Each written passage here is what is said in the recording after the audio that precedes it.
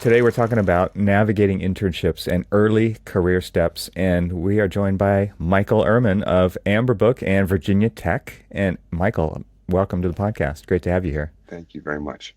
Yeah, you've been on other podcasts of mine, but this is Yes, the I have. first time of Archispeak, and I know you've been listening for a while, so this Long is time listener, nice. first time caller. Why don't you give a little bit of background so that everybody can learn a little bit more about who you are? Sure, I'm in my 23rd year teaching architecture at Virginia Tech. I teach design studio. I teach building systems. I sometimes teach materials and methods of construction. I occasionally teach a graduate class on architectural acoustics as well. And I taught structures. I taught a class called Design at Every Scale, a walking tour, where I just kind of took non-majors around campus and town, and we just started talking about urban design, everything down to the microscopes and that kind of thing. It was really fun. Anyhow, and I also created a course for architects who are seeking licensure called Amber Book. Nice. How long have you been licensed? Ironically, given some of the things we're going to talk about today, I was a late to licensure person. I've been licensed something on the order of 7 years, but I was 43 when I finally got licensed. All right. I think you're in good company. Sounds interestingly familiar. I do remember, Cormac, I do remember you talking about licensure with the other two back then. I think you Yeah. had a third host, and I remember kind of shouting at my headphones, like, get the Amber Book. We'll help you out. Get the Amber Book. And we'll talk about it a little bit more, but it was sort of this weird embarrassment to even admit that I wasn't licensed so late into my career, where we have so many people looking to me to guide them, mentor them, and everything else, yet I wasn't licensed. Yeah, being an architect and calling yourself an architect and just the weirdness around all of that, I think makes that feel like it felt like for you, right? Because Oh, yeah, you were yeah. totally an architect. You just couldn't call Well, yourself and that's an the architect.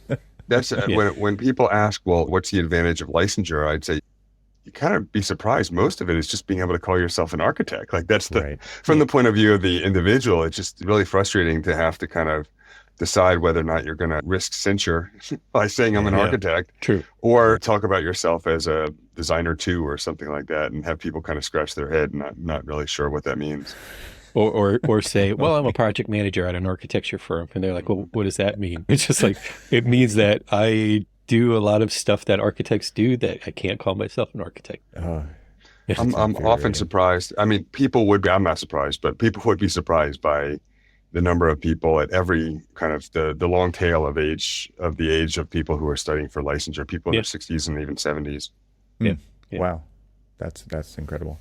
Well, since we're talking about internship programs today, I mean, maybe we'll just kick off a little bit about our first internship experiences versus maybe what we see as an idealized internship experience. And I think part of this is to give candidates and graduates or people who are in school an idea of what to look for in internship programs, but also to give firms ideas about how they can improve their internship programs strategically, proactively. So that's kind of where I'm really passionate about this, and we'll weave all this together, I think. But Michael, did you intern when you were in school for I did. architecture? Tell us about that. I did. The first such job, I had some great jobs. I'm one of those people who kind of loves work, so every job I've ever had, I've loved, just with one notable construction exception. But That's the story I want to hear. Right. Yeah. I'll just start with that one. I worked on a crew that was exceptionally cruel. And I was 15. I couldn't drive yet, so I had to kind of rely on them to pick me up. And they were just drunk the whole time. Oh, wow. And they would, and they kind of knew I was probably going to college, and they'd kind of swing hammers at me and come too close on purpose and wait for me to stand up for myself. And I was completely Wow. intimidated.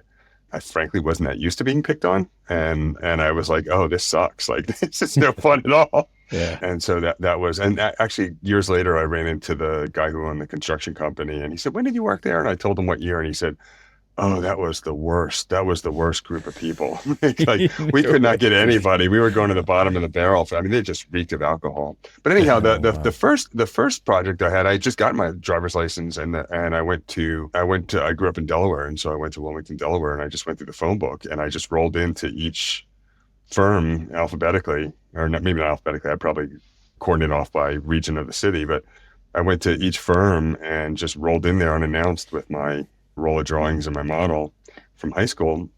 And the first 2 days got nothing all day and got nothing. And the third day I got 2 job offers, and one of them was a design build landscape architecture firm.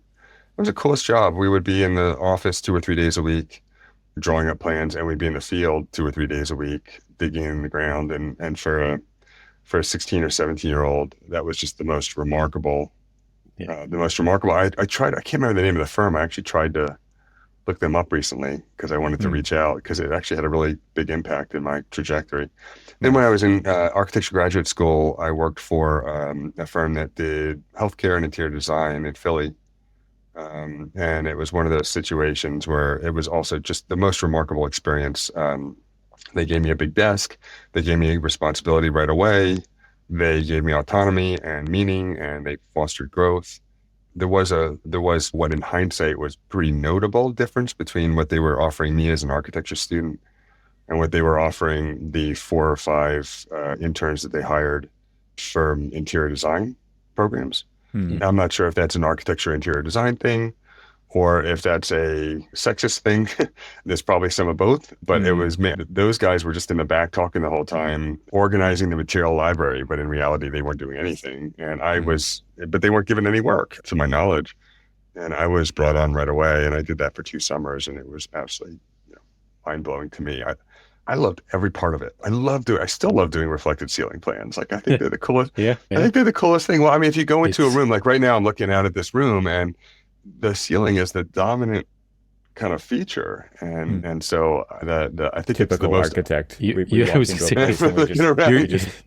We just look up. We look at all that stuff. I look think at that's everything. pretty normal. Yeah, you're not going to get any arguments from me on the unheralded joy of RCPs, because honestly, as much as we spend on the floors, we will have us walking in there looking up, and it's just like, 2x2 ceiling tile, or it's something more exciting. And it was always the more exciting ceilings. You're like, ooh, look what they did. That's nice. Yeah, I'm sure if you went to Daily or DZine right now or Divasari, I'm quite certain that every project you'd see, you would not see a single bit of gridded ceiling tile in anything. Oh yeah.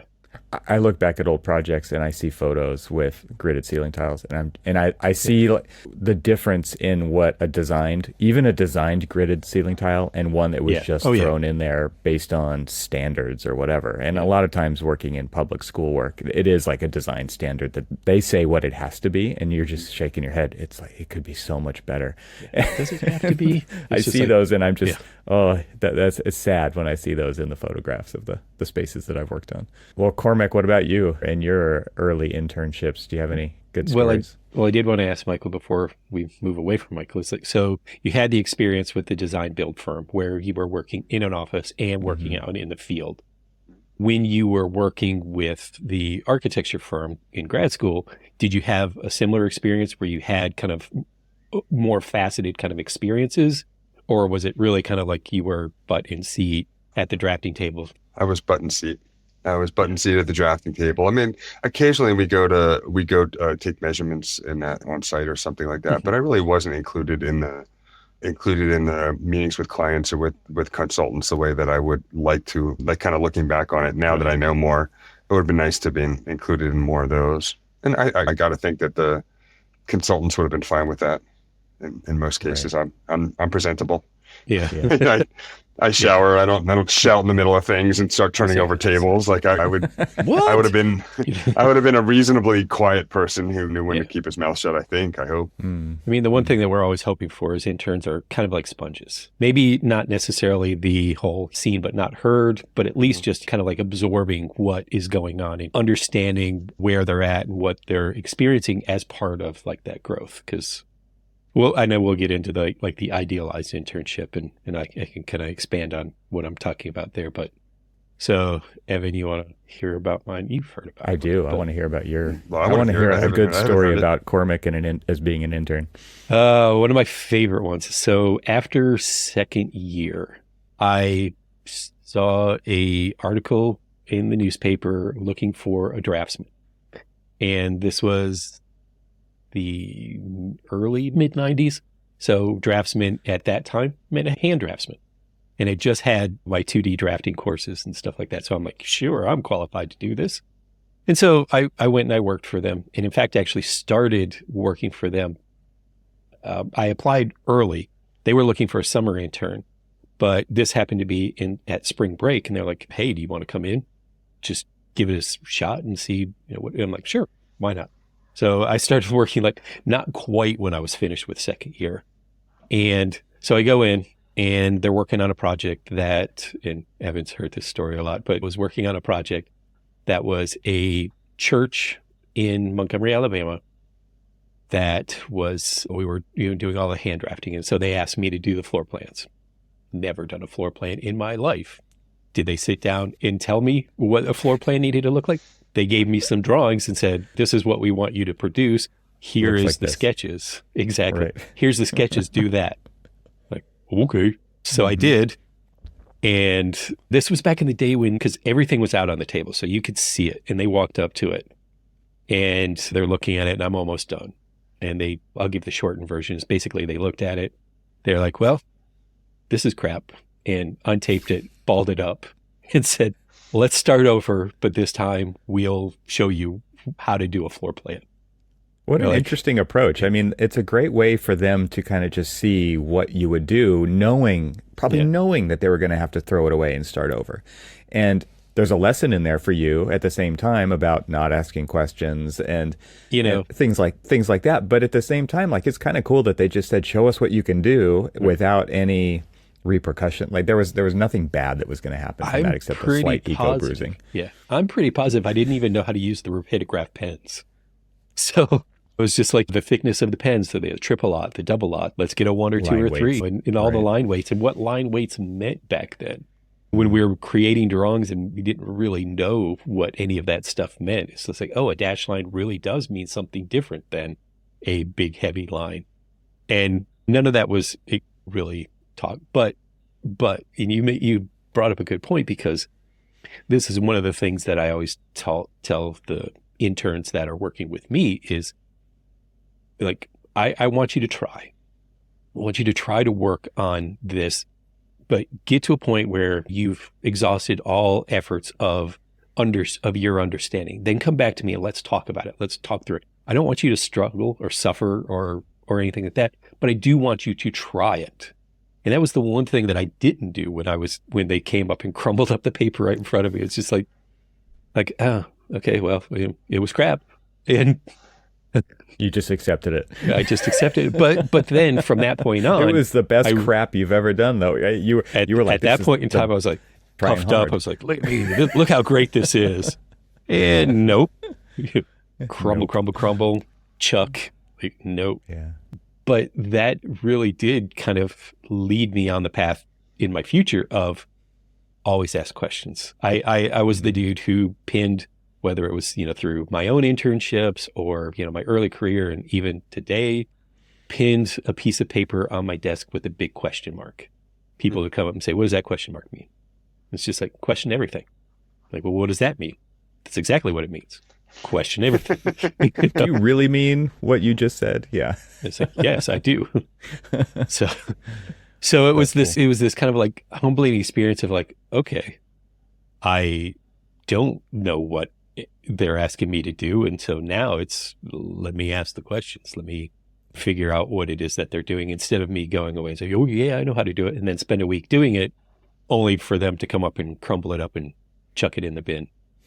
Do you find that sometimes some of the people in the firm want the opposite, where they don't want people asking questions? They want people to look it up themselves? That is an interesting question, because I'm working with some people right now who they are notorious for asking lots of questions, and lots of people don't like working with them. And I love working with them because, one, I know that they're looking at the task. They're trying to understand the task. And if the reason that they're asking the question is because either they don't understand it, they're not clear on exactly what the intent that I asked them to do is, or they just want to make sure that they're understanding how to proceed forward.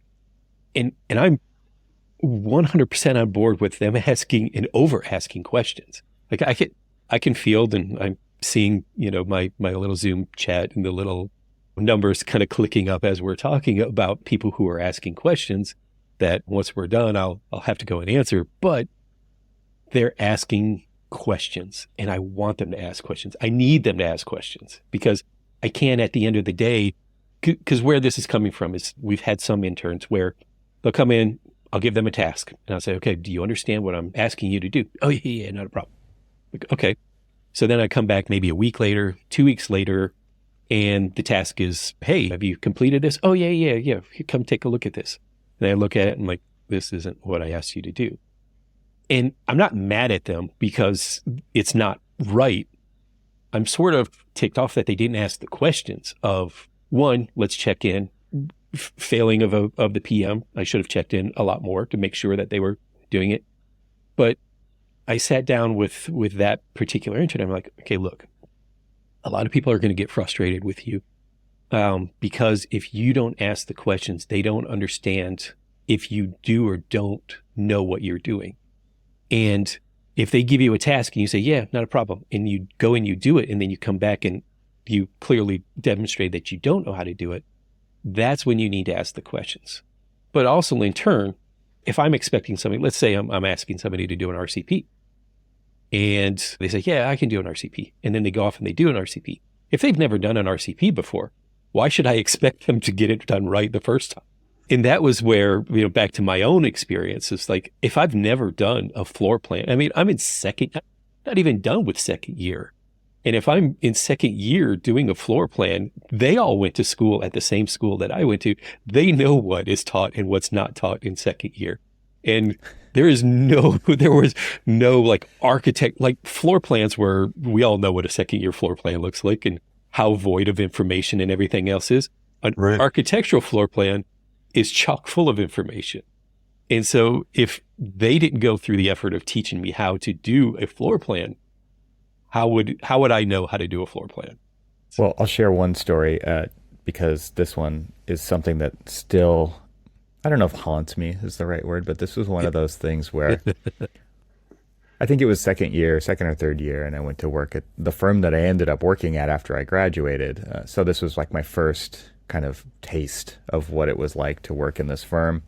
And there happened to be a VP who was kind of a business development person, and at one point she had asked me to like pin up some of my projects on the wall, my school projects, like pin them up on the wall. They're exciting. Like, well, let's get people inspired around here. And I was very kind of digitally savvy. I was one of the two people in my class who kind of early adopter of technology, which is kind of created the course that I've been on ever since, right? So I had these beautiful, glossy, large format prints of this airport project that I had done. It was third year because this was a third year studio. And Cormac, you and I talked about this on a previous episode where I pulled up my early Form Z models, the space truss that was like in this it was this really complicated geometry. And of course it was a school project, right? Yeah. And so I had pinned this large format thing up on the wall. And then meanwhile, like I'm working on the most rudimentary plans. I'm trying to remember what they were called, but they were like called A diagrams or something for schools, where there were simple P-line outlines of rooms with an X through them with a marker for every space in the building. And it was all about how schools got funding through the state, right? And so I was working in this entitlements department as an intern, where I was drawing very basic CAD plans in MicroStation, but I could do that. And then there was somebody next to me who was working on the spreadsheet version of that same thing. And they were helping schools get funding so that they could do projects, which hopefully we could do, right? So it was like this whole system. Anyway, this VP comes walking down the hallway with some prospective clients. And she doesn't know maybe where I'm sitting, but she points at this thing on the wall and says, and here's a project that we're working on at the local airport, right? Totally like takes credit for this project that was on the wall. And I'm looking, I'm like, are you serious? Like that just told me everything I needed to know about that person when she did Right. that, right? And I was blown away, and I'm like looking around, like, does anybody else see what's going on here? This is Oh my gosh. wild. So it's the old trope about the architecture firm not giving credit where credit is due, but it's a whole new twist on it where they're taking credit for something. Like, it's not just that they're not giving all the team members credit for the work. Right. They're actually taking credit for work they had nothing to do with, but Yeah, I mean, they all. employed the intern who did that for a school project, and just totally shifted the narrative. And Wow. it Was it the crazy. same person who asked you to put it on the wall? Who Yes, showed it? it was. Oh, It was. oh, wow. So Yeah. they knew it wasn't. Oh, Wow. absolutely. Absolutely. I mean, Wow. if it was like somebody from marketing who saw something up there and just kind of assumed Didn't that know. was That's know. kind of what But I yeah. thought. But then I thought, Yeah. how would you not know you have an airport project? Like that seems like Right. the kind of project that even a big firm yeah, would be exactly. aware. They'd be like, oh, we have the airport. Like we're Exactly. designing Yeah. a from scratch airport. I lasted longer at that firm than she did. I'll just say that. Good for you. Man. Well, what I'm curious about is, I mean, we shared a little bit about our internship experiences. How have you seen that internship programs, how firms have changed or evolved their internship programs from when we were? Because when we were interns, I think it was just really like, this is how we do it. Like, this is how we bridge the gap between school and the profession. And there's only a limited number of spots. I think this is still the case. There's a limited number of spots that firms provide for internships. There's kind of a competitive nature to that, depending on the firms and the location, obviously. That's going to make an impact in that. But I think now it's much more intentional. It's like we see the talent wars, right? We see how people are trying to attract talent. And so I've seen a shift in developing legit internship programs where there's a lot of strategy going into those. I've been through that process myself. Have you guys seen things shift over the years? Rather, Oh, yeah. because I think the thing that I experienced before this shift was that it was really reactive. It was like, what are we going to do with this intern today? Yeah. And it was always like, I don't know. What do you have? No, what do you have? And it was kind of horse trading at that point, but I've seen that change. Yes. Yeah, I mean, from my point of view, and I have to preface it by saying I'm still in the academy, and so I'm not really seeing what's happening day to But day. you're hearing. I am hearing, and I'm seeing it certainly when the firms come down and to career day and that kind of thing and start looking at people. It's mostly the same as it was back then, but it's bifurcated. There's a subset of firms that are, like you said, I love that word, that are kind of using intentionality to kind of say, okay, let's start with the idea that we're going to have interns, and then let's figure out how that's going to be. I had someone come up to me 2 weeks ago, and he said that he just got approval from his firm to do like a design build studio with 10 interns this summer. And so now they're looking for 10 interns that they're going to build something. They don't even know what they're going to build yet, but he's been outfitting the shop. So they have he's been basically creating a design build space for these students. And I was like, are you kidding? Like, I was jumping out of my skin. I was like, I want to sign up for that. That's amazing. Right? And he's like, oh, you want to help out? Like, help run it? And I was like, no, I want to do it. Like, I want you to teach me how to teach me how to make a connection with some kind of specialized grout. Like, I want to know this stuff. And so there definitely has been a bifurcation, but I frankly, most of what I see is kind of what you're describing, which is there is a scarcity mindset on time from the firms.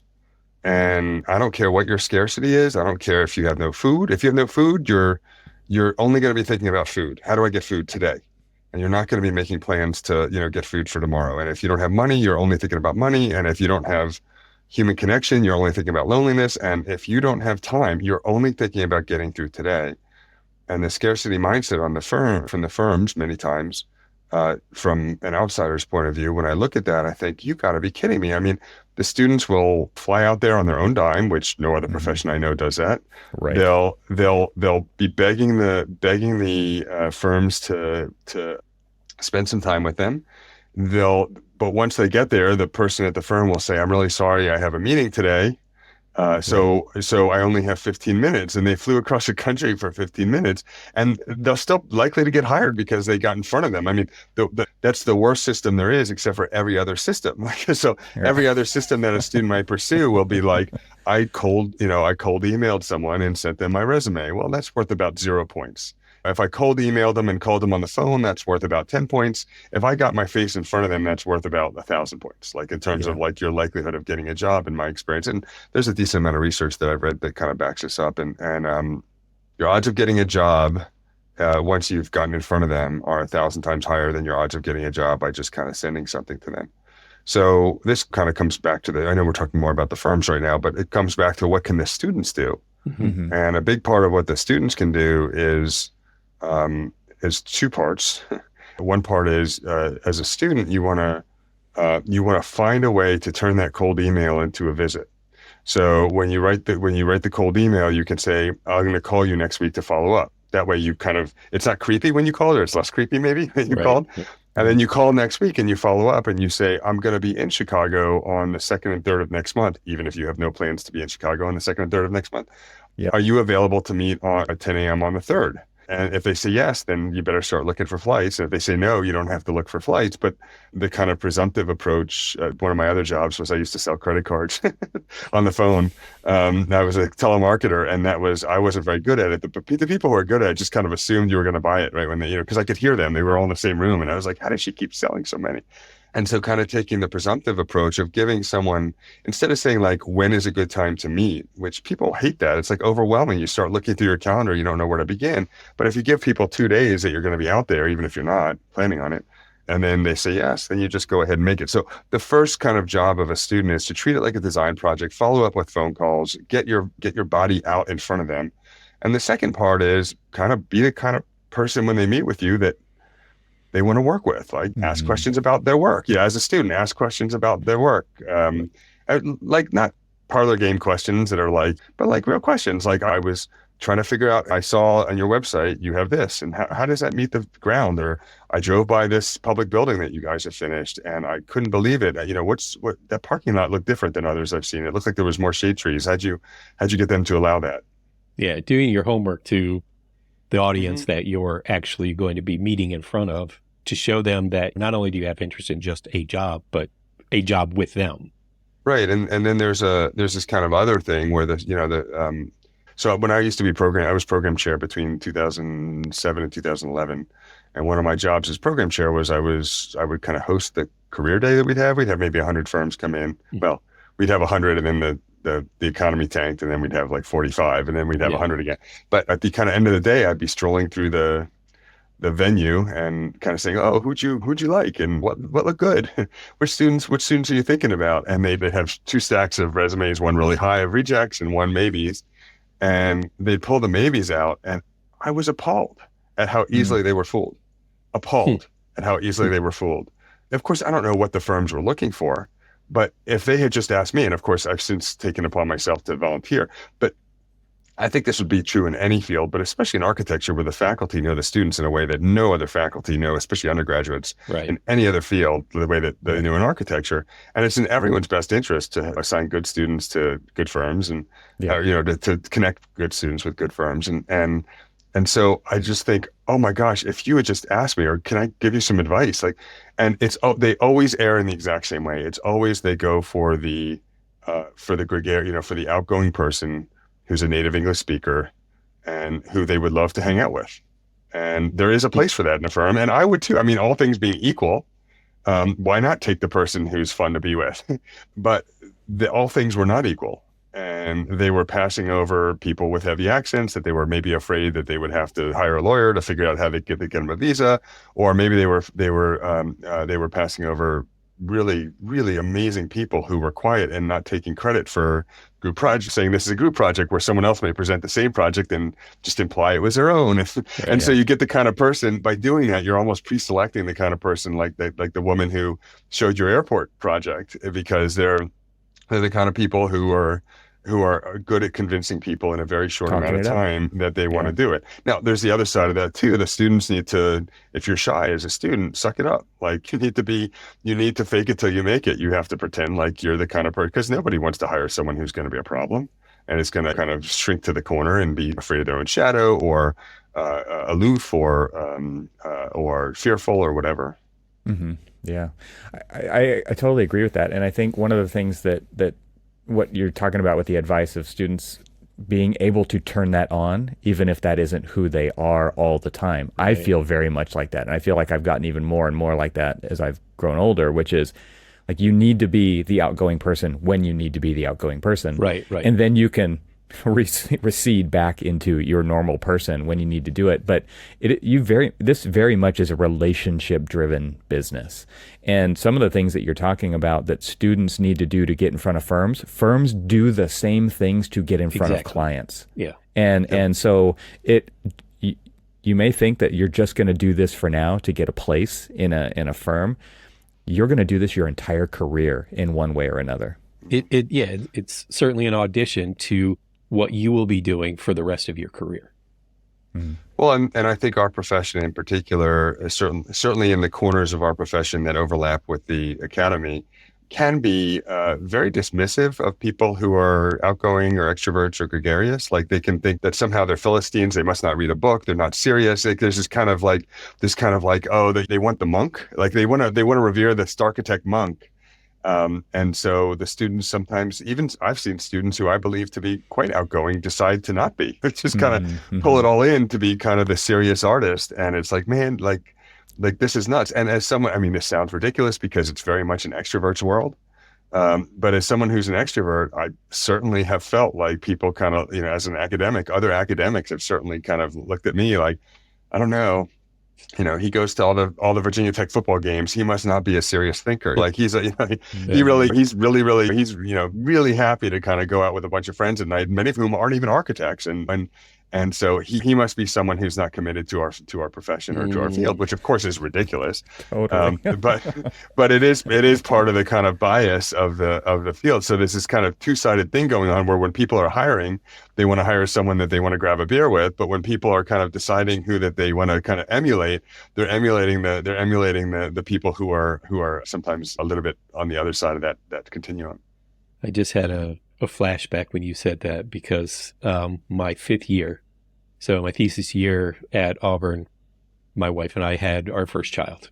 And cool. My professor basically pulled me into his office and said, I'm really kind of concerned about you moving forward because you're not going to be committed enough. Exactly. That was it. He was like, you need to eat, breathe. Wow, that is some 1950s stuff. Oh, yeah. Like you have a kid, so you're no longer serious. I was not committed to. I was not serious about both my education and also the profession. And so he was encouraging me to drop out, even though I was like at the time, and it was like kind of like the big producer of the most work or whatever. And I had already interned for 4 years. So I actually had built projects by the time I had graduated. And I was just like, how can I not be committed to this? I mean, like I'm crazy. And it was just this like, wow. Architecture doesn't have to be every second of your life to be committed to architecture as a profession. Did that put self-doubt into you when that person put that on you? I'm curious because I think so we see this all the time. We see this a lot with women who they're bearing the children, right? And they leave and there's no place for that position when they come back, when they want to come back a lot of times. Like we've lived through this as well, right? And for you to experience that, I have to assume that a lot of people experience that as well. Yeah, it's absolutely. like this one overbearing person is placing their perspective and their values onto you, and they have no place there. Yeah. I shared that story with a group of students that we were working with, and one of the older students basically kind of pulled me off to the side later on and said, I kind of experienced the same thing. I've got a family. They didn't really feel like I was committed. I'm like, you know what? This is your opportunity to prove them all wrong. I was like, there's a way to balance all of this stuff out, obviously. But if they're telling you that because you've got other commitments that you can't commit to what they're asking you to do, This is your time to show them. Because then later on, when you are in front of a prospective employer, you can tell them the challenges that you overcame to complete your degree, as well as raising a young family, which then they show us like, wow, this person is like really can do it all kind of thing. And that's sort of sometimes what we're looking for is the, you know, the jack of all trades kind of person. Yeah. I just wanted to go back to something Michael said earlier, which was if we in a firm just ask the faculty who we should talk, that is a secret weapon. And there are not enough relationships like that I've seen where I have that person I can tap on the shoulder and say, hey, who should I be looking at in the class of 2024 to come work in my firm, and have a relationship with someone like you, Michael, to actually give me a list of 5 names of like, these are the top ones. These are the ones that need to float to the top of your stack, so that you're not looking at the wrong, you're not interpreting the information incorrectly, because the presentation of the resume, if there hasn't been in-person interviews, is all you have to go off, right? And so if somebody is really good at creating a piece of paper versus not, but even the in-person interviews, I mean, it's funny. Yep. It's amazing. Okay. So first of all, you hit the nail on the head. I mean, we could do if we had to do a 20-second podcast on this topic, that's all I would say is like, ask the faculty, like, why on earth we don't know exactly what you need. You may need someone who's really good at 3D modeling. You may need someone that who can play golf with a potential client. But in general, I'm in that debate of, do you, as a sports fan, do you draft for talent or do you draft for position? You draft for talent every time. And you find the best person. And then especially with technology magnifying the difference between a great person and a good person. I mean, if you guys look back at your careers, and anyone listening looks back at their careers, I am quite certain that within 2 days of working at a firm, you pretty much sized up everyone. You knew who was competent and who was not. So it happens remarkably quick where they're competent, but it still takes 2 days. It does not take 20 minutes. Like it happens something greater than 20 minutes and something less than 2 days where you kind of size someone up. And it's not that you're never wrong, but it's pretty rare. It's pretty rare that I've been like, oh, I thought they were really competent, but they weren't, or thought they were really incompetent, but they turned out to be competent. That does happen, but it's exceedingly rare. But in 20 minutes, it's really, really hard. It is really, really hard to get a handle on that. And so you have these people that are accessible to you if you cultivate those relationships. Even if you don't, I mean, faculty love to talk to you about their students. Now, I will say some tips for the firms listening. You're way better off calling faculty than emailing or texting, because nobody wants to put in writing that this student's crap and this student's strong, right? I mean, it's like, that's like crazy. Like, you should never ask for a recommendation. And you shouldn't also, if a student, people do this all the time too. They'll write me an email and say, so-and-so asked me if to provide a recommendation. And I'm thinking to myself, this is a mediocre at best student. I'm not putting that in writing. I'll just write back and say, call me. But most people I know will just say, yes, I can confirm that this student is competent or something, but they're not. Like, they just don't want the future trouble. So, right. And the best I've heard is, I heard about someone, and I started doing it myself when we hire faculty. I heard about someone who calls a reference after hours and leaves a message where we're thinking of hiring Jessica. Give me a call back to this number tomorrow if she's fantastic. So then if they took the time the next day to call you back, then they have the opportunity to rave about Jessica. But if they didn't, you want to advocate for Jessica if Jessica is awesome, right? Like, yes, yes. That's a great approach right there. Yeah. So the way that, and if I know from at Amber Book, we have on the order of, 15 people who work there, and they're all amazing. But that's because we're actually pretty quick to fire people who are not. And the difference between a very good person, 100 years ago in a pin factory, people cranking the thing and stamping out pins, I got to think the difference between a top 1% person and a top 30% person was like, whatever, 2 pins an hour, like 2% or something like that better, or 5% better. But with technology, the different, and with the kind of the knowledge economy, my experience from Amber Book is that the difference between a a top 1% person and a top 30% person is yawning. It is yawning. And I suspect that if you think back to everything bad that's happened in your career, almost all of it can be traced back to a bad hire. Almost all of it, an avoidable bad hire. And if you think about like everything great that's happened in your firms you've worked at, almost all of it can be traced back to a really good hire. So there's really nothing more important. This goes without saying, and nothing's more important than reflected ceiling plans. Nothing's more important than hiring good people. But it is true in a world of time scarcity, there is almost no limit to the amount of time that one could put into cultivating relationships with faculty, calling up when you're in town or near town, asking to sponsor studios. I mean, and it's cheap.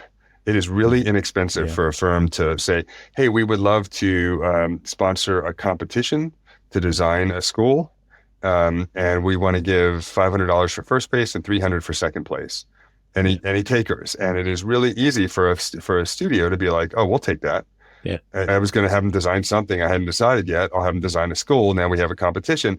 And then we can bring these guys in to review the students. Well, these guys can come in and review the students and they can see the student work. And instead of just interpersonally interacting with them, you can see them talking about their work. And you probably get a couple of touch points throughout the studio semester, right? To actually see the progress. You start to get to know people, then you get to know them a little bit better. And then by the end, you have a pretty good picture of what and not only those 15 or 20 students in that studio, but you're meeting other faculty while you're there because you're in taking the students for a tour of your project that's 20 minutes away. And if you're in a city with a university, you're attending the lectures and you're kind of mingling after the lectures at the receptions. And the return on investment in that in the medium term, I can't even imagine how to quantify it. But if you could, I can't even imagine how valuable it would be. I was going to say that like this strategy of just getting involved is a great strategy for developing a good internship experience for both sides of that equation. Yeah, and to be clear, this is not the job of HR. I don't care how big your firm is. In preparation, totally agree. In preparation for this, I actually called. There's a guy named David Keith. He's the CEO of a firm called Hanbury. They have about 150 people. And I don't know anyone better than him at doing this. Like he used to be at a different firm and it was the same way. He would call everybody before he came into town for the career day. If he was going to be in town for any other reason, he'd say, I'm in town if anyone needs a review. He arranges all of his interviews beforehand. He looks over the resumes when he comes in for career day. And he was the first one. Others have done it since. The first I knew of, he would get a room in this conference room, the conference center. No one else thought to do this. And he would just schedule back to interviews one-on-one with people that were already pre-recommended to him. Then he brings them all out to his firm together. He kind of says, like, you guys are the team, like you guys are the group. You're going to get to know each other. You'll probably already know each other anyway from school. But if you work here, you'll be working together. And we have a mission and we have meaning and you will have autonomy and you will be brought on to projects. So some of this is from my conversation with him in preparation for this, but most of this I already knew from talking to him over the years. He will bring them. So first of all, he's as the CEO of this 150 person firm and principal, he is the person who is most involved in maybe not the last few years, but he said he let it go for a few years, but he is the person who was by far the most involved in scheduling the students and following up with them and really getting to know them. Being the talent scout. Right? Being the talent scout. And then he has them working with him at the very beginning to chase projects. And then when they get one, he sends them with the project all the way through to the end. And then they get to see the whole thing. And he explained to me that it was because of a hole in his early career, where he was just doing the stuff in the middle and he didn't get to see the stuff at the beginning or end. And so he didn't understand. He wasn't meeting with the consultants and the clients, and he wasn't there at the kind of stages where people were talking about budget and program and that kind of thing. When I was at the firm that I was at, we intentionally developed an internship program that the main goal was to get those students, when they were done with it, to go back and talk to other students and faculty and say that was the best internship program I've ever participated in. Oh, interesting. And so in order to do that, you have to actually do that. You have to back it up, right? You can't program people to say what you want them to say. You have to deliver the experience that they will then convey to others. And we did exactly that. I mean, we were a firm that, because of our location, that we were not considered as highly as many other firms. Like, we were outside of LA, right? And so when interns want to find an internship program, they often first think of the big firms doing the signature work because they want to work on those projects, and they don't know how those firms work. They don't know what the machine is like. And so we had a great opportunity, because we were not one of those machines, to give them an epic internship experience. And the way that we broke it down, and I want to share this because I think this is a huge opportunity for firms to evolve your internship programs to go from reactive to proactive, right? We talked about intentionality. Like, what is your goal? Like, we wanted to change the perception of our firm for students and for faculty. And the way we were going to do that was by making something worth talking about. And so when those students came to us and they applied and received their internship, we had them buddy up with another one, and we had multiple studios in the office, and they would, with their buddy, basically go for 2-week stints in each one of the studios, working on a different kind of project at a different phase of the project. And so we had to be very intentional about mapping all of this out ahead of time so that that actually happened. So one of the things we kind of opened this conversation with was what has changed in internship programs from my point of view over the years. And by far the biggest change that I've seen is students have started talking to me about wanting to go to a firm that will assist them in pursuing licensure. And it was never on my radar when I was coming out of school. I didn't really even understand what licensure meant. I think if you had asked me about it, I wouldn't have been able to tell you anything about it. Right. And even 15 years ago, I don't think students ever talked about it, but they are saying, I want to go. And part of it, maybe they're telling me because I'm the licensure guy, because of Amber Book, but I don't think so. I think it's actually really, really important to them that they go to a firm, and that's something that costs a firm like nothing. Right. In terms of really a rounding error, and they can charge a whole lot more money per hour for those students if they're licensed 2 years earlier than they would have been otherwise. And so one of the things that surprised us the most at Amber Book is how quickly ideas disseminate within the architecture community around licensure in particular. Mm-hmm. So recently NCARB decided to get rid of their fill in the blank numeric questions. Well, they announced it like on a Monday, and by Monday afternoon, like everybody knew it. Like there didn't seem to be, I didn't come across anyone where I was like, guess what? And they were like, yeah, I heard about that an hour ago. Like it's amazing how changes in that. However, given how quickly people are aware of the rules, it is also amazing to me that people aren't getting licensed younger than they used to. It used to be, as you guys know, you had to get all your hours first before you could sit for licensure. That's almost never the case. I don't think it's the case in any state.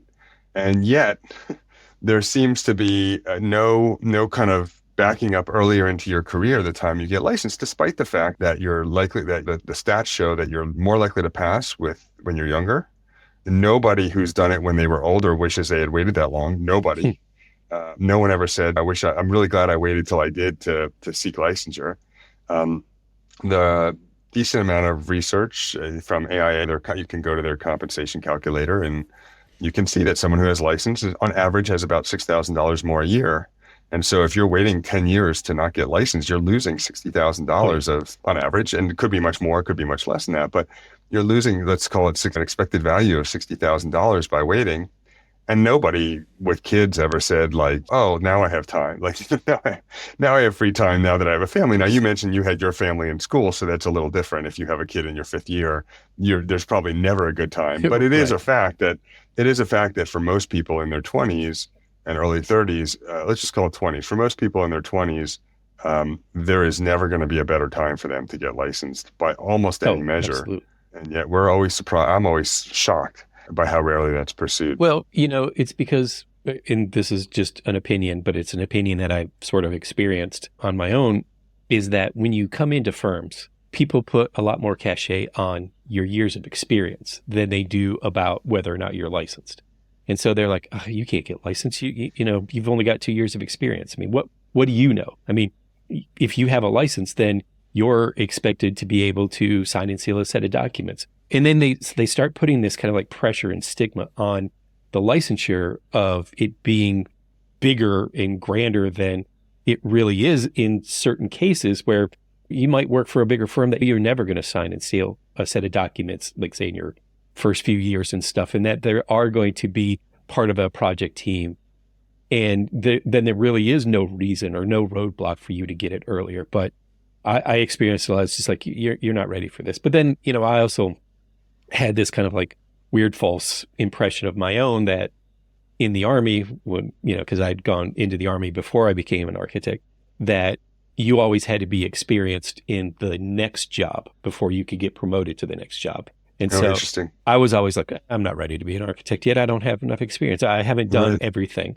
And it got to the point where even when the infancy of the show, where we were just like, you're never going to learn anything. And then now I would actually have finally taken it and been renewed multiple times of my licensure. It's just now it's like, yeah, I should have never waited. There was really no reason for me to wait because there's no reason to wait. Yeah. But what you're talking about, I think, is actually a little bit more nefarious than what you're describing, because there is, as you guys know, because you've talked about it a lot over the years, there is a pattern in our profession of pulling the ladder up once you get there. Yeah.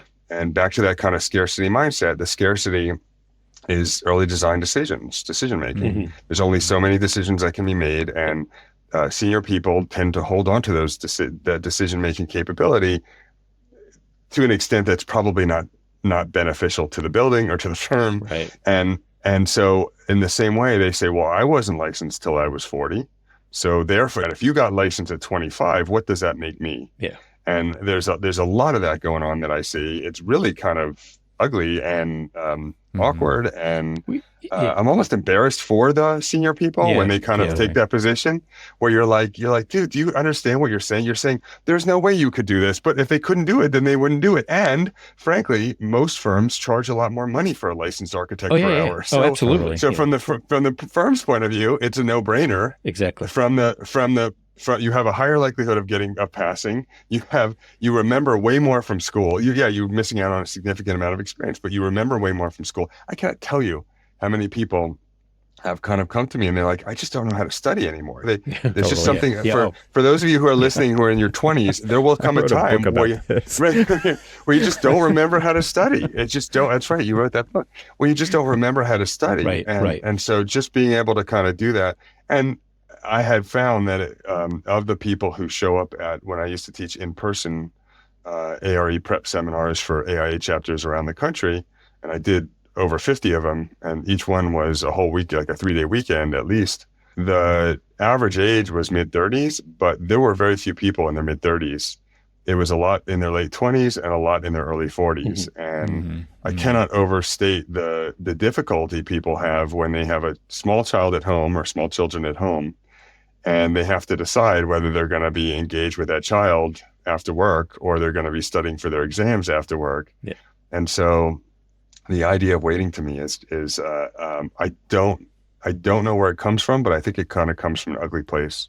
We've had this conversation, Evan and I. It's just like, if I had to do it all over again, would I? Like, absolutely not. I've now, with years of experience, and like I just said, it's like there was no reason for me to wait.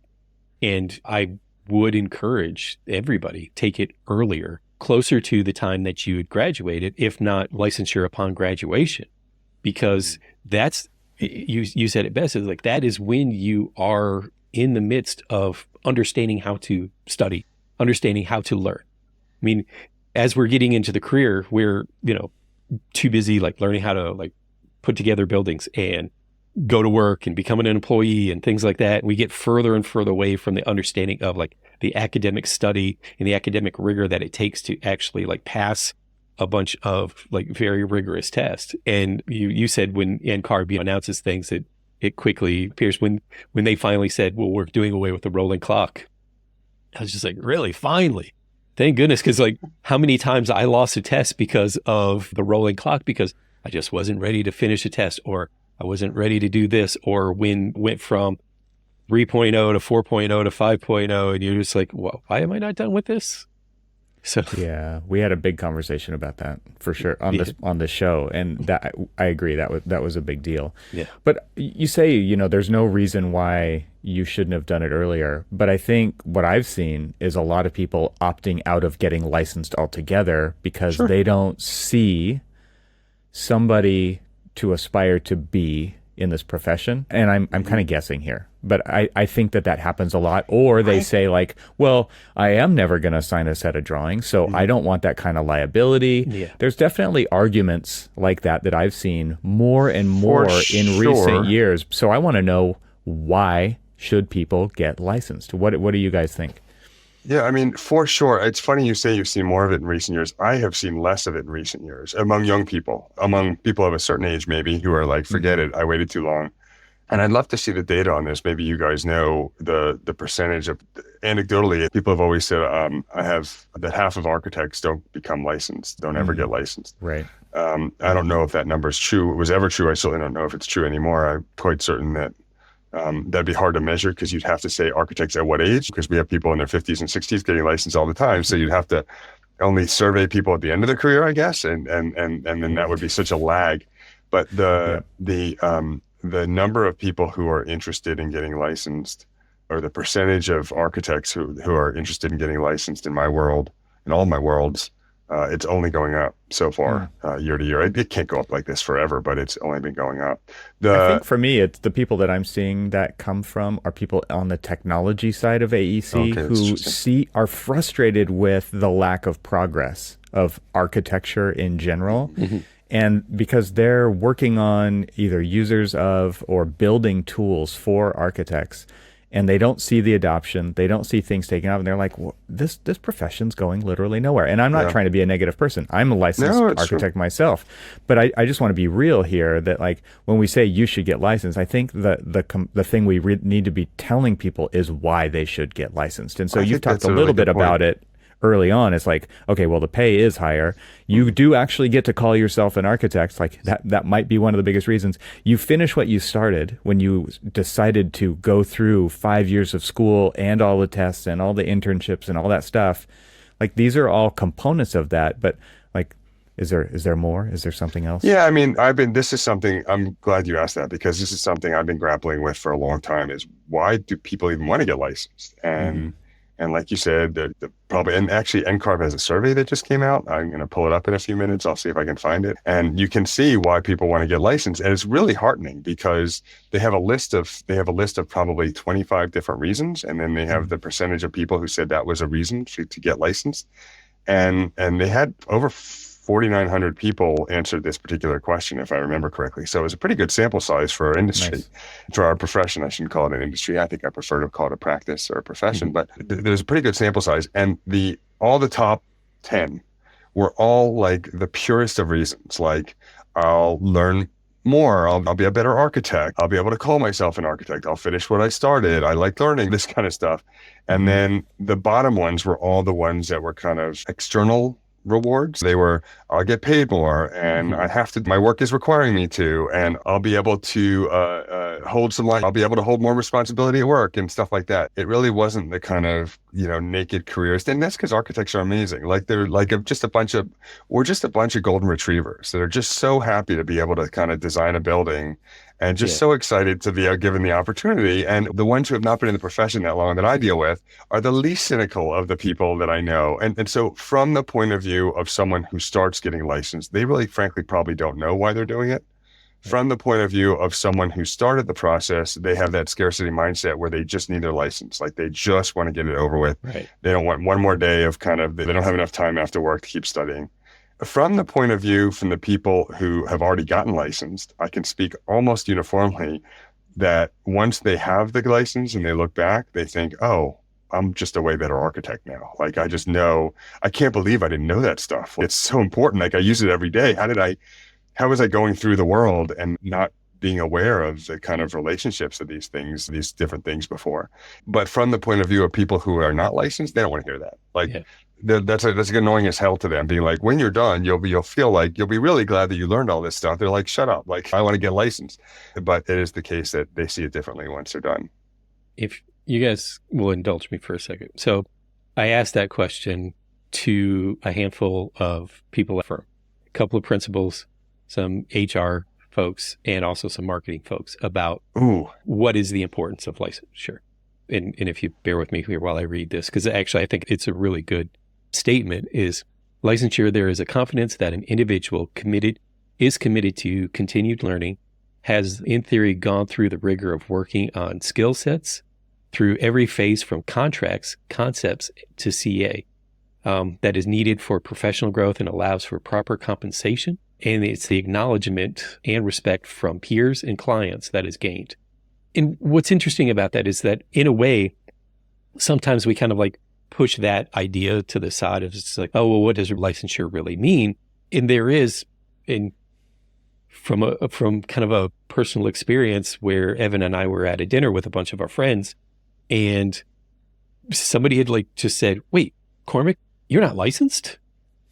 Just out of the blue. And it was just like, it was this wave of like almost embarrassment. Spotlight. Yeah, it was just spotlight, like, and it almost felt as if, okay, now I'm judged as a lesser than all of them at the table. As now don't I have a seat at the table anymore because I don't have a license? Am I not as knowledgeable as you and things like that? And so there is something to that. And I do recognize that I had been, and you had said it best, I was my own roadblock to personal growth within the profession because there are certain doors that are opened up by having a license. There are like, could I have been in senior management a lot sooner or even higher than I am now if I would have had my license a lot sooner, because people were potentially not taking me seriously enough because I wasn't committed to the profession, because I wasn't getting my license, because I wasn't licensed. And it's just, well, we can't market you as this. And just remember,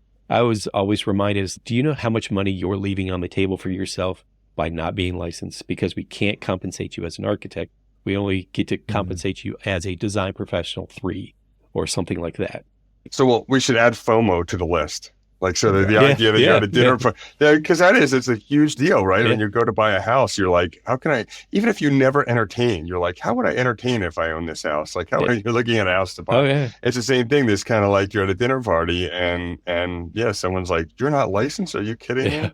And it does command a different level of respect. Like this is a metric that people use in firms and outside of firms. And how many people do you meet that say, oh, I wish I was thinking about becoming an architect when I grew up? Like, you literally are one. You are one right in front of them, and they get to, they respect that. Yeah. They respect it so much that, I mean, when was it? Was it last year, Cormac, at the AIA conference? When was it Obama? Maybe it was 2 years ago, where he was like, I wanted to be an architect too. Right? Right. That was great. Yeah. And what was great about that speech is when he started talking about architecture, I thought, dude, don't do it. Like, a layperson should not be talking about architecture. You're going to embarrass yourself. And to my surprise, and I probably shouldn't have been surprised in hindsight, he did not embarrass himself. He starts talking about Jane Jacobs' book. He starts talking about what working with Billy Chen and Todd Williams. He starts talking about space and form and light and texture. Like, it was like, are you kidding me? You got to be kidding me. How the hell are you able to, I mean, that's really just an aside, but maybe we should give him an honorary license. It's interesting as we kind of have this conversation, because I can't imagine ever having this conversation about a college degree. Yeah. But it's really the same things you would say, right? You could say, well, you don't have to have one to work in the building profession. Yeah. You could just learn, you could just read the books. You don't have to have the accountability of actually taking the exams and completing the courses and passing them with acceptable grades and so forth, and sitting through studio. But I could just watch YouTube videos, right? And just learn all this stuff. And so, yeah, sure. I mean, all over the place, and certainly we all know people who are really competent people who maybe haven't taken all the kind of steps, but more often than not, the ones who have not taken all the steps, and this being one of them, are not people who are given the opportunities for fair or for not, but they've demonstrated to a third party that they have a certain kind of minimum level of competence. And well, I will say, let me add to that. So that quote came from a principal who is a licensed architect who only completed his 4-year degree, did not get his professional degree, did not get his master's degree, and went through the process of essentially the apprentice internship process, where in the state of Maryland, you under an architect for 10 years, and you've basically qualified for all of the different hours and everything through NCARB, you can actually sit for your licensure. And that's what he did. And so it's interesting because he's coming from a perspective of he earned it and showed kind of his mettle up against these, academic architects. I don't want to phrase it that way. It seems like no, but people who have gotten accredited degrees in architecture, and probably many of the principals have gotten them from pretty good schools that people recognize and respect. And so, I could imagine that would be back to the kind of FOMO or kind of like all of us kind of at some level thinking like a rapper. You doubted me, and now I proved you all wrong. Exactly. And now that I've been successful, you can finally recognize the power that is I. But from the point of view of the firms, I think you could probably do the math in terms of why get licensed from the point of view of a firm. At first, I wasn't sure why the firms were so anxious to have their team become licensed. Now I can't believe that they're not all thinking this way. Right. Like now that I actually understand the numbers. But, if you just kind of run out the numbers, you can probably, if you're charging hourly, which not all firms do, but most do, and if you're charging more for licensed architects, which not all firms do, but most do, and even if you give someone a $6,000 raise when they get licensed, I don't know. I think I did the back of envelope for 70% utilization rate, and you're billing at this, and then you're billing at this. I just kind of looked at some numbers on the internet, and it works out to be about $35,000, $40,000 after you've given the person the raise. So you're basically still giving them a desk, you're giving them a raise, and you're still coming out $35,000 ahead. And if you have 50 people who are ready to get licensed and they just haven't bothered yet, and you start doing, that's real money. If it's 50 times $35,000, it's a significant amount of money. Well, I'll speak to my own experience again. So here I am building more and more specialized experience. And the project types that we were going after were things that were in my wheelhouse that I could just do blindfolded. And here we're going after more and more pursuits, and they want to use me and my experience as part of the leadership of this. But because I'm not a registered architect, they basically have to kind of like downgrade me as a team member rather than a team leader, even though technically I have all of the experience, I have all of the knowledge to be the team leader. But because I'm not licensed and the clients are looking for a licensed architect to be the team leader, that kind of put me in a position where essentially I had to have a babysitter or whatever you want to call it to essentially be the person ahead of me on a project that I should have been the leader of. Right. And to your original question, Evan, today's Wednesday as we're recording this. So every Wednesday morning, I talk to people back to back from 8 a.m. till noon, basically, every 20 minutes. And I talk to people who are struggling with licensure, or they just want to talk to me about study strategies or whatever. And anyone can sign up, and I'm just talking to one after the other. And this happens at least once a week. This woman, she said she had studied a lot and she was failing, and not just failing, but failing pretty badly. And I tried to talk her out of getting licensed. I don't think that everybody should get licensed. Right. I think probably the only person who sells a subscription that is trying to talk people out of continuing to do it. You want successful candidates. I want success. I want success. Yeah. And so, I said, well, let's just back up just to your question. Why do you want to get licensed? And she said, well, I don't know. I want to, like you said, I want to finish this. And frankly, it probably hadn't occurred to her. She kind of stammered when I asked her, because I don't think she had really thought about it. It was the next step, and it was the next obvious thing to do. And in her case, I kind of came off of it after talking with her a bit more, thinking that she probably is a candidate who should pursue licensure. But I talk people out of getting licensed all the time. I'm a huge fan of quitting. If it's not for you, it's not for you. Yeah. But for every one person that is doing this and should quit, there are 100 people who have not started this, and it would not be that hard for them. Right. And not nearly as big a deal as they think. And it's because there's always some old dude in the firm, and it's always old, and it's always a dude who's like way too into your licensure status and is asking you questions. Like, you're not really sure if they're on your side or not. Like, things he's saying are like, oh, you're taking PDD. Oh, I heard that one's a beast. I heard that's a beast. Which day you taking it? Oh, you're taking it on the 21st? Okay. And then they follow up with you on the 22nd, and they're like, how'd that test go yesterday? And you're thinking to yourself, did he want me to pass that test, or did he not want me to pass that test? I'm not really sure. He kind of seems a little bit too gossipy and like kind of too much into the drama of my licensure quest. That's why I'm a big fan of not telling anyone that you're pursuing a licensure. Nobody has to know. And that way you can just tell people when you pass. Yeah, that way you can just tell people when you passed. Oh, yeah. And you can be like, you can be like, guess what? I passed the exam the other day. Oh, I didn't even know you were taking it. That's great. Let me take you out for drinks. And if you failed it 3 other times, nobody has to know. Nobody has to know. There was a point where I stopped telling anybody that I was taking the test. I was totally covert about it. And then one day I basically did it. I was just like, hey, by the way, I'm done. It's done. And they're like, yeah, what? well, I mean, it was, you're a public figure. So it was kind of like, so like I said, I was listening to you kind of struggle through this, and I was shouting in the headphones myself, like, don't tell anyone you're taking it, but it does humanize the process. It's not that it's easy. It's just much more doable than most people think it would be. I think I did want to talk about it on the podcast as it was happening, much like what Evan was doing when it was happening for him too, because we all go through their struggles. I mean, people who wait later to do this are going through their struggles and understanding, hey, there are people out there that are doing the same thing that you are. And if they can do it, you can do it.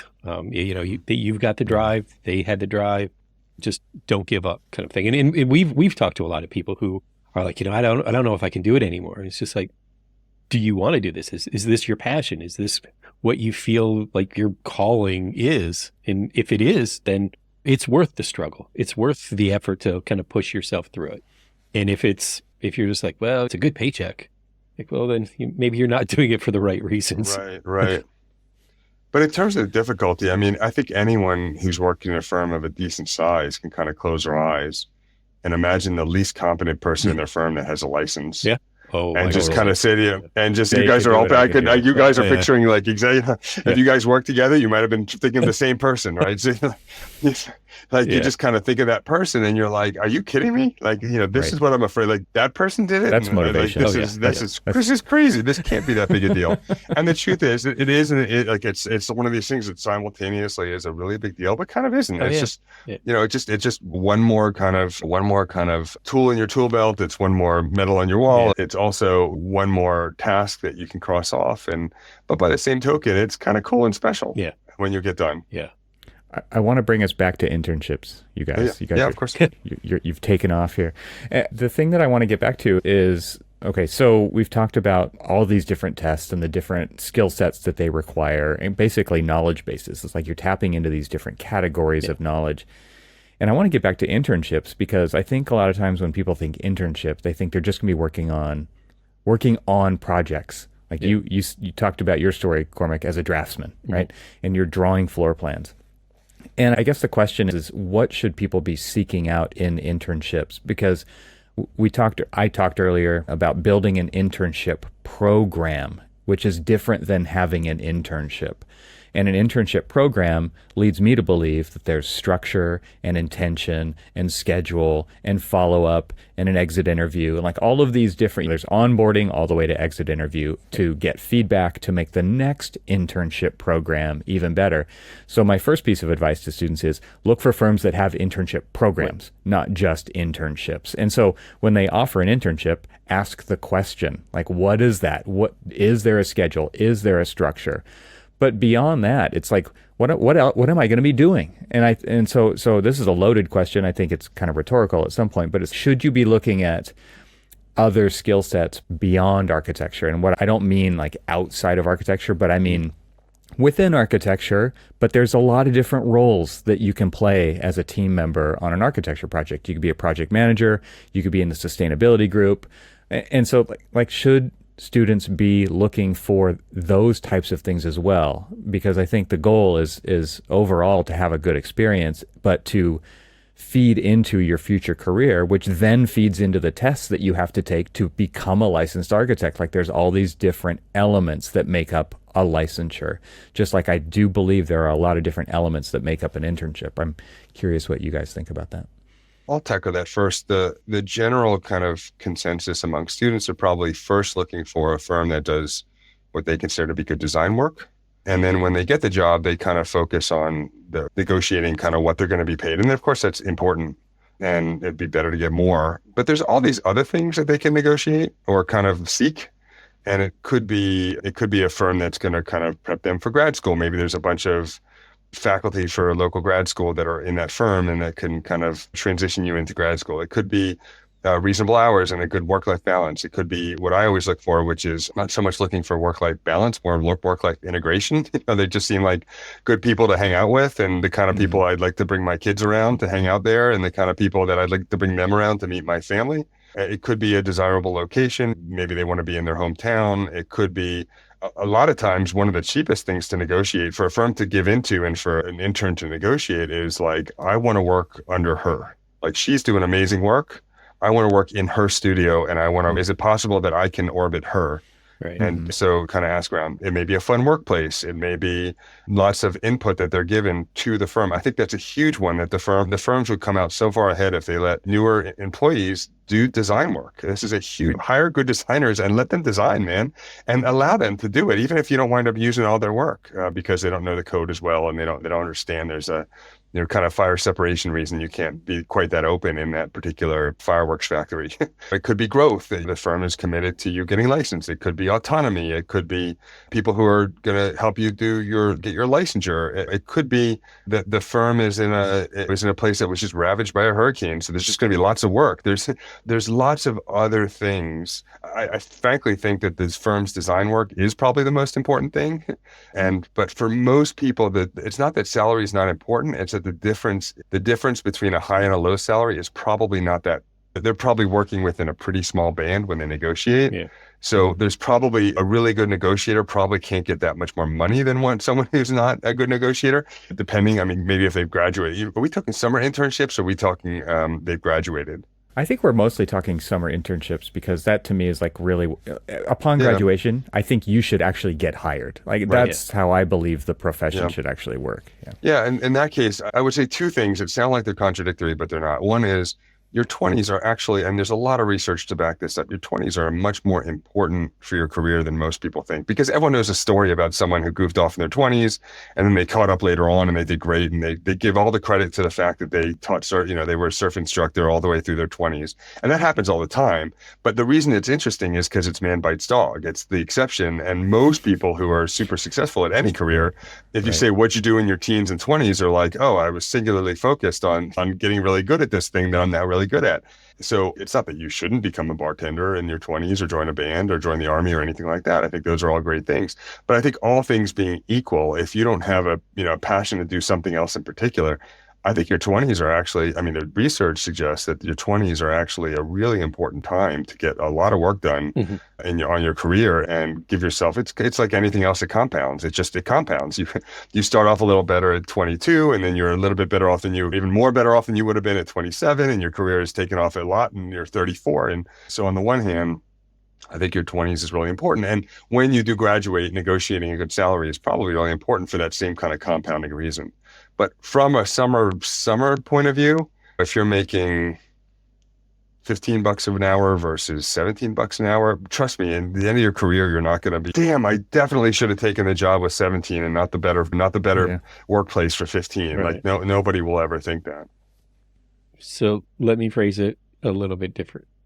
So I come to it in the question that has been raised multiple times with different conversations. It's like, would you do this now if you knew, back then what you know now? So I always look at it as a way of exposure. It's like the same thing was like, when would you have joined the army if you would have known that you were going to end up going to combat and things like that? And so I look at it as like, summer internships are an opportunity to kind of like really understand what the profession's all about, right? And it's trying to get as maximum exposure to like all the different facets. Asking the questions, hey, I'd like to utilize my summer internship to be a part of concept design, be a part of construction administration, be a part of all these different project teams, to get a real understanding about like what I'm up against in the future of the profession. Because I've had many of an intern that has graduated, and I love taking them out onto a construction site because it's kind of the end result of all of their hard work of the design and documentation and all of that other stuff. And they're like, I never realized how much management or how much administrative work is in architecture. and to kind of like expose them to like all the different facets so they really understand it, really feel comfortable with it. Yeah, this is what I want to do. Because a lot of times people are like, oh man, I have seen a lot of people quit architecture because it's like, this is not what I expected. This is not what I was signing up for when I went. And it was like, but you went like 5-6 years of college and you never stopped to just say, what the hell am I getting myself into? Well, they could have been surprised because their experience in school is typically very different than what it is once you graduate and get into it as a career. So I think you're right on the money here, which is you do want to be looking at these other avenues within architecture, because my school focused on one thing. That one thing was design. And design is super, super, super important. And I think that's a reason why we do what we do. Yeah. But also realizing that there's a lot of different ways in which that gets accomplished, and those roles are also very meaningful. And not everybody fits that designer role. Right. Like, actually, a small percentage actually do, because there's a small number of people who can actually design the number of buildings that get designed. Right. And so these other roles are extremely important. And so during internships, I do believe it is important to branch out and just experience what those other things are. Maybe there's a better fit for you. Maybe there isn't, but now you know. And to speak to what you were just talking about, Cormac, it's like just knowing what is out there, what it could be like, what it's going to be like, however you want to phrase that, is super important, I think, upon graduation when you actually are going to go get hired somewhere, because then you have a better sense of where you might fit into that puzzle, at least as a starting point. It doesn't mean you're going to be in that track forever. And I've jumped tracks. I've jumped all over the place. And I could do different roles, but then it also shows you that if you want to really focus on your strengths, this is where I should be in the profession of architecture. Yeah, I mean, there's two different ways to really look at that, maybe three different ways to look at that. One way to look at it is to say, okay, you're spending a lot of time doing stuff that's not design. I mean, you're spending a shocking amount of time doing stuff that relative to what's design. And you could look at that like a pilot who is saying, well, if I'm spending most of my time in the air, why am I having to spend so much of my learning on takeoff and landing? So, you could say, okay, yeah, sure, we're spending a lot of time on CDs and CA, but the most important things we're doing are happening at SD, and not just SD, the first 2 days of SD, where you're making 10, 20,000 decisions an hour, where you're just making just decision after decision. And it's frankly always shocking and somehow not shocking how unwilling we are to back up a little. Once we head down that, once we orient towards, once we turn the turret of the tank a given direction, we just kind of keep going that way. So that's one way to look at it. And certainly from the point of view of the academy or my role in it anyway, I don't really see our role as making good professionals for the first 5 years or even the last 10 years. It's more like year 5 to year 20, this kind of range where you're most responsible for the takeoff and the landing, for the most important parts. Right. So that's one way to look at it. Another way to look at it, like you said, Evan, is as an architectural acoustician by trade, because that's one of my professions, was as an architectural acoustician. It was freaking awesome to focus on my strength. I'm pretty good at physics. I'm not as good at music as you guys are, but I'm pretty good at physics. And I wanted to combine physics and architecture, and I became an architectural acoustician. And this was like a really wonderful career. And it opened up so many doors so much earlier than it would have been open to me otherwise. I could tell you a story about that if you guys like. And then there's a third way, which is that the times have changed. And so one of the things that I do is we have a transfer program where people can, it's actually very difficult. We'll often have 60 people trying to get in for 10 slots at Virginia Tech, where if you went to Virginia Tech for French or engineering or theater, and you decide you want to transfer into architecture, you come and you interview. And one of the questions I hate that they always ask, I can't stand this question because it's so canned, is they'll say, what makes you want to be an architect? And what drew you to us? Which is such a stupid question to me. But anyhow, they'll ask, what makes you want to be an architect? And it's stupid because the answers always seem both too deep and too shallow at the same time. Like they're just trying too hard. And I love when someone says, oh, I went to see this particular lecture and I just got so excited. Like to me, that's like, I want that person. But that's not usually what they say. They say, oh, I played with Legos and then I took a course in art. I took a course in high school and then I really don't like my current major. And so it's like, dude, you're not helping yourself. But twice, once each year, once last year, once the year before, when I'm interviewing these people, they said, well, I started listening to podcasts. And I'd say, what podcast? And both times they said this podcast.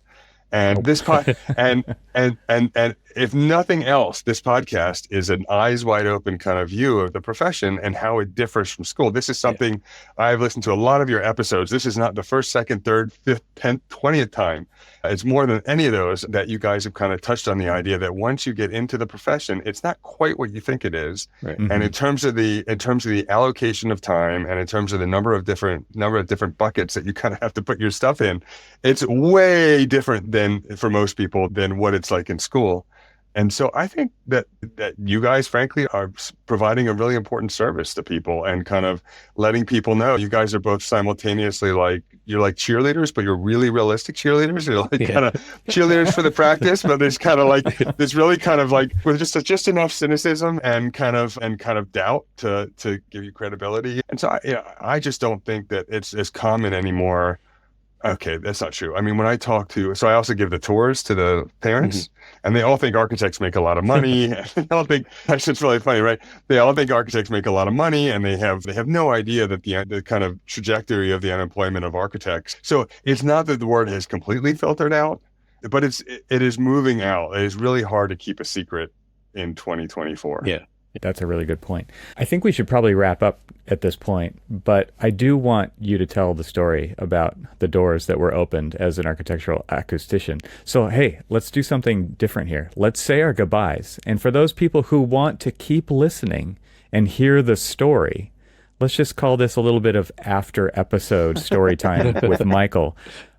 But because that's, I hope that they do. But Michael, it's been a fantastic conversation with you today. And I think there's been so much shared in this episode that spans between licensure, studying to get licensed, internships, career advice, what firms can do. So it's not just the candidates seeking a spot at a firm for an internship or for their career, but it's also for the firms that are trying to attract the best talent, which every firm wants to attract the best talent, but they maybe don't have a plan in place to do so.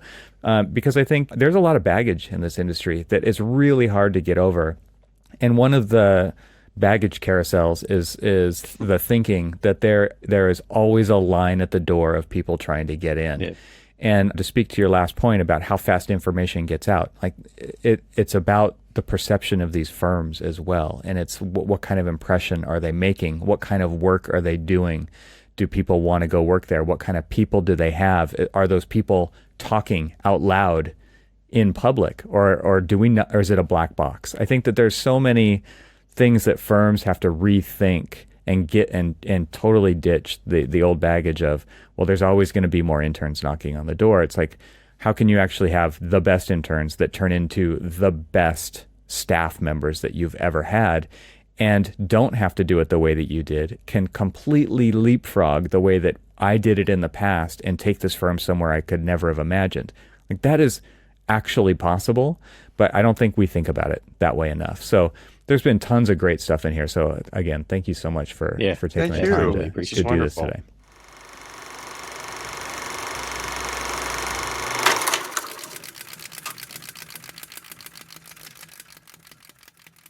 All right, so if people want to turn this off now, turn it off. But if you want to hear a story I want to hear what this is about, because I got to be honest, I'm not sure what the Open Doors is about. Well, you said you became an architectural acoustician. Oh, and Open Doors. Okay, I thought you meant literally, because I spent about 7 years researching a very specific kind of concert hall called a coupled volume concert hall that has doors in them. So I thought maybe you knew something about the door, like this physically, there are literally doors in a concert hall that it's like a room that's surrounded by another room, and there are doors that open and close between them. And one of the things that I kind of discovered is the importance of only opening the doors a little bit to get the effect that people are looking for. So I thought you were specifically talking about those open doors, and I was blown away that you had read so much of my academic research that you knew about the open doors. Oh, open doors. Oh yeah. Oh my gosh. Okay. So it started when I wonder if I should say the name of the firm. Screw it, I'm going to say the name of the firm. When I graduated from architecture school, I was looking for a job, and I was looking both in architectural acoustics that I had some background in, and I had interned for 3 years at that point in architectural acoustics. And I was also looking for jobs just in straight up architecture. And so I was at Raphael Vignoli's office, and they said, "We want to hire you." They said, "Oh, we're interested in doing it." I said, "Great. When would I start?" And the woman said, "No, it doesn't work like that. You start when we win a competition." And this is for $28,000 to work in New York City at the time. And I was like, "Okay." I said, "And I understand how competitions work, but is this something I'm going to have to wait? What's the over under and how long I'm going to have to wait?" Right. Was my next question. Ballpark. It's basically Come on. ballpark, just so I can, like, do I need to get another job for 2 years while I'm waiting? Or should I move home? Should I start moving into, it's going to be like in 3 weeks? Like, what's, which competitions you've applied for and when the schedule is. So I kind of was like, okay, can you give me some feedback as to when that might be? And not only did she not answer me, but she seemed so annoyed that I asked. Like, how dare I ask? How dare I ask? And this was a place where I got the impression people didn't see Vignoli very much, the people who are at the lower end of the totem pole. But it's as you guys know in this profession, it's a ratchet. It's much easier to work for Herzog and de Meuron and then go work for another firm than it is to work for another firm and hope you can get a job at Herzog and de Meuron. And definitely, especially at the time in the early 2000s, Vignoli was one of those firms. So I was like, oh, what should I do? Now, I had been offered a job at what was probably at the time the most respected, certainly when it comes to concert halls and opera houses and that kind of thing, one of the most respected firms in architectural acoustics. And it was also in New York, and it was paying about double that. and I really liked those people. And I thought, okay, well, I need to tell someone something, and I'm not going to turn this other thing down. They work with really cool firms. And so I went to work for this other firm called Artec. And I was in about my third week at Artec. And this guy named Bob came to my desk. He said, "Come with me. We're going downtown. We're going to go see Vignoli." I said, "Okay." So I came in, right? Right. And of course, he didn't meet me. And so I went downtown with him. And at this point, I think I knew a lot more about architectural acoustics than they knew I knew. I think they thought, well, that's a whole nother story. But anyhow, I went down with him, and then Artec was doing the architectural acoustics for the Philadelphia Performing Arts Center, what's now called the Kimmel Center. And it was already under construction, and so the questions were based on, a lot of it was kind of CA stuff. So I went down there, and for maybe 2 hours, it was me and this guy, Bob, who really knew shockingly little he knew a lot about theater design, but not that much about acoustics. And so it became pretty clear that I was the go-to person for acoustics, and it was just Vignoli and his right-hand person, a woman named Sandy, and their photographer. They had a photographer who was just taking pictures of them all the time. And actually, it's funny because even now, if you go and you Google any architect, you usually see their buildings, but if you Google Raphael Vignoli, you see pictures of him because there was a photographer just snapping pictures the whole time. Anyhow, so meanwhile, Vignoli is point blank asking me, peppering me with dozens of questions and writing down notes of what I'm saying. And the whole time I'm thinking, oh my gosh, if I had started to work for you at 3 weeks in, you wouldn't have listened to anything I said. and I'm the exact same person. And so you kind of fast forward. So maybe you were talking about, Cormac, you were talking about being next to your firm being next to the kind of entry desk. I was not far from the receptionist. And because the people in Artec didn't know that much about architecture or architects. So the woman at the front desk, kind of the person called, again, I was only there a few months, and she says, "There's someone named Helmut Jahn on the phone. Anyone want to talk to him?" I'm like, "Yeah, sure, I'll talk to him." I'm like 6 months out of school. So I pick up the phone and I talk to him, and he's like, "Yeah, I'm thinking about going for this competition in China."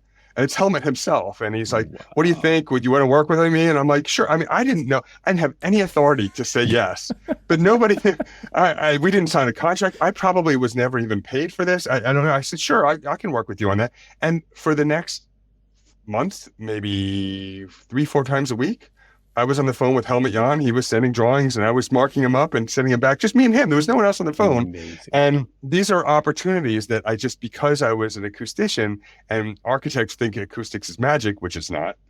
But architects think that there's no way that I, as an architect, could understand this stuff when you totally could.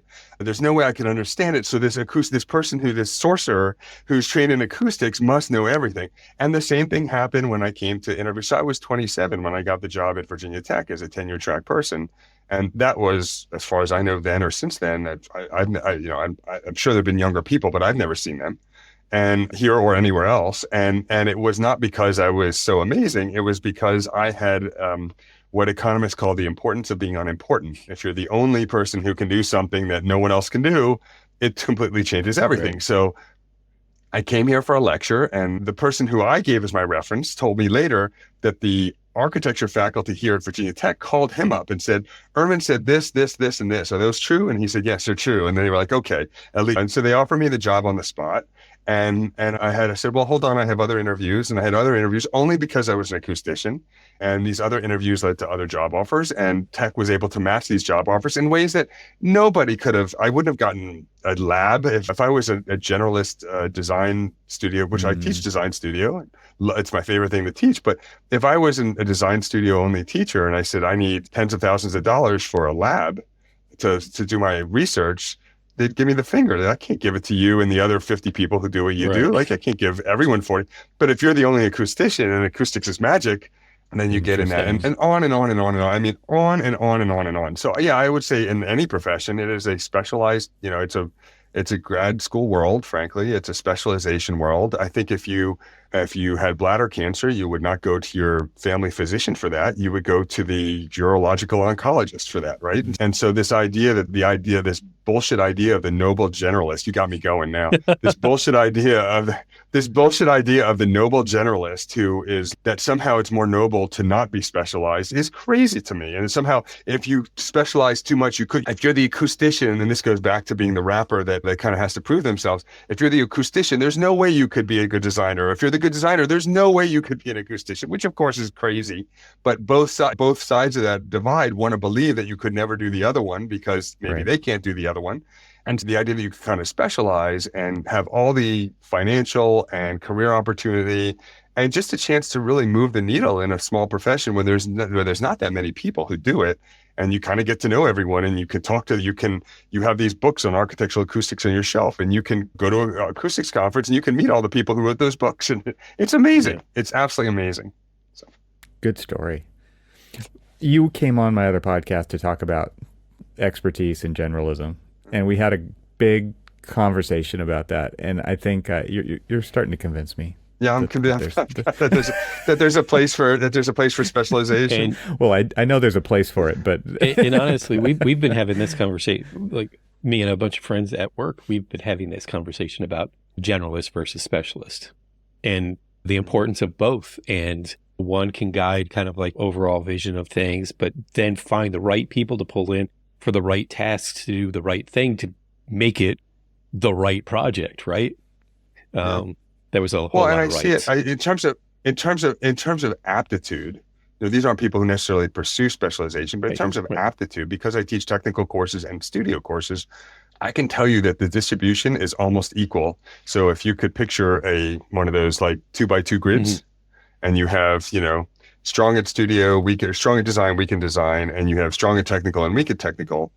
The students I've taught, so I've now taught 2,000 students plus, and I've taught 20 years of studios and all kinds of technical courses. And I can tell you that it is evenly distributed between those four boxes. In other words, a quarter of them are bad at both, but they keep their mouth shut. A quarter of them are good at both, are strong at both, and half of them are good at one and good at the other.